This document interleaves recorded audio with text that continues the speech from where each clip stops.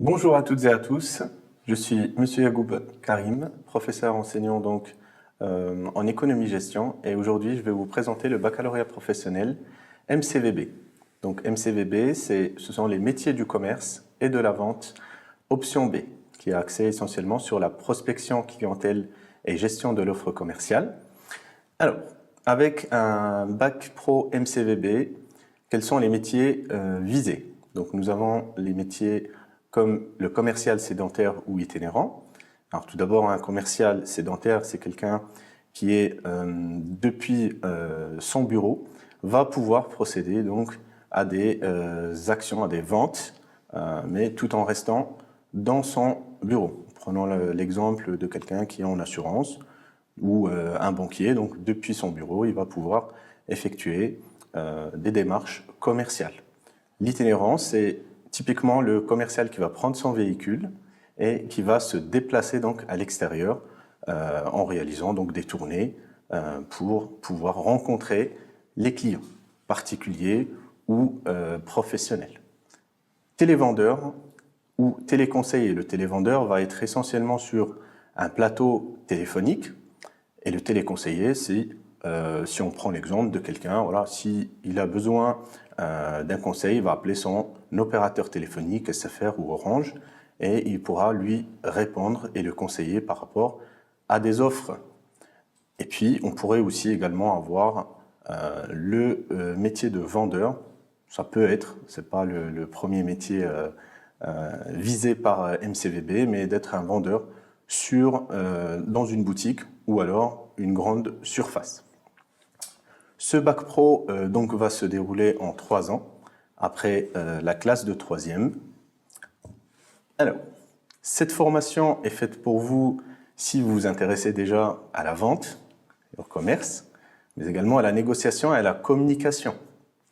Et puis, si vous êtes déjà curieux, si vous faites preuve de polyvalence, et si vous avez le sens du contact. Comme c'est un métier qui demande beaucoup de déplacements, il faut quand même être mobile. Dans cette formation, vous allez apprendre d'un côté des techniques de vente, axées sur les clients professionnels ou des clients particuliers, mais également, il ne s'agit pas simplement de vendre et puis de passer à autre chose, mais de suivre les clients afin de pouvoir les fidéliser et de renouveler cet acte d'achat. Une fois que vous avez vendu, il faut toujours être à la recherche de nouveaux clients, d'où la formation sur la prospection, c'est-à-dire qu'il faut aller chercher des clients potentiels. Et puis bien évidemment, il faut savoir négocier pour être un bon commercial. De l'autre côté, vous allez avoir un apprentissage sur une posture qui est dite professionnelle, c'est-à-dire qu'il faudra savoir adapter son langage, mais également la tenue professionnelle. Il faut aussi être capable de s'adapter et faire face parfois à des situations qui peuvent être conflictuelles, et puis savoir garder son sang-froid. Vous allez développer votre aisance à l'oral et également votre autonomie parce que vous serez en tournée et vous aurez énormément de tâches et il n'y aura pas forcément votre patron derrière vous, et d'où cette notion d'autonomie. Au lycée professionnel, vous allez avoir donc des cours en classe, mais également sur des espaces professionnels. Bien évidemment, vous allez avoir et vous allez retrouver donc des matières générales, comme au collège, les langues vivantes, le français, EPS, les maths, etc. Ce que vous allez découvrir au lycée professionnel, ce sont environ 18 heures de nouvelles matières professionnelles. L'enseignement professionnel va prendre une grande partie dans ces 18 heures pour vous montrer et vous faire découvrir donc les compétences d'enseignement professionnel axées sur le commerce et de la vente. Vous allez également apprendre et découvrir une nouvelle matière qui s'appellera l'économie droit, parce qu'il s'agira de vendre, mais on ne peut pas vendre n'importe comment. Il faut que ce soit une vente régie par la loi et encadrée par la loi. Il y aura également une sensibilité pour la PSE, donc c'est une nouvelle matière, prévention, santé et environnement. Vous allez assister à des cours de co-enseignement, donc de la co-intervention. Il y aura l'intervention d'un professeur de mathématiques ou de français avec l'enseignement d'un professeur de matière professionnelle. Et là, ça sera essentiellement axé sur des mathématiques, par exemple, commerciales, afin de vous faire découvrir et monter en compétences. Vous allez avoir également de l'accompagnement personnalisé afin de consolider les connaissances, des savoirs en français et en mathématiques notamment, mais par la suite dans des classes de terminale pour vous orienter et vous aider à faire un choix. Au lycée professionnel, vous allez avoir les PFMP, donc ce que vous connaissez sous le nom de stage en entreprise. Ce sont des périodes de formation en milieu professionnel. Alors, combien de semaines vous allez avoir durant ces 3 années?